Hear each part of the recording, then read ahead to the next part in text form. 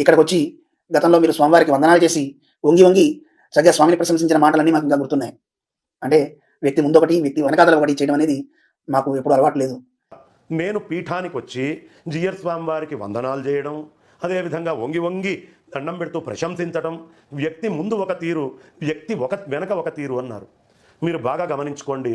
2016 సంవత్సరంలో నేను వచ్చినప్పుడు రంజిత్ తోఫిర్ తోటి చర్చ చేయాలి అన్నప్పుడు, క్రైస్తవము అనేటటువంటిది మన విద్య మీద దాడి చేస్తుంది అన్నప్పుడు, దాంట్లో మాట్లాడాలి అని జీయర్ స్వామి అడిగినప్పుడు, శృంగేరి జగద్గురువులు మాట్లాడమని చెబితే నేను మాట్లాడతాను అని చెబితే వెళ్ళి అడిగిరండి అన్నారు.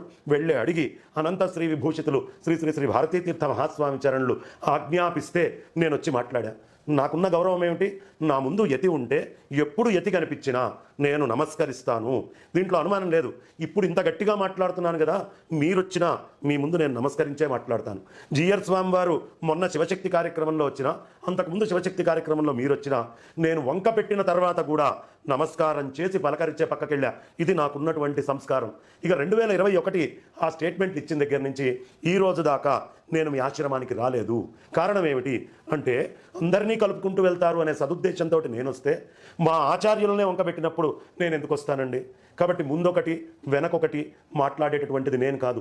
మేము ముందున్నప్పుడు ఒకలాగా మాట్లాడి, మేము పక్కకెళ్తే మైకు తీసుకొని మా జగద్గురువుల్ని, మా యతీంద్రుల్ని, మా స్వాముల వారిలోనే వంకబెట్టినట్టు మాట్లాడితే అప్పుడు వెనక మాట్లాడలా.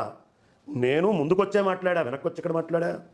మీరు మాట్లాడింది వెనక మాట్లాడటం అయితే టీవీ ఛానల్లో, నేను టీవీ ఛానల్లో వెనక మాట్లాడినట్టు. మీరు ముందు మాట్లాడితే నేను కూడా ముందు ఉండే మాట్లాడినట్టు.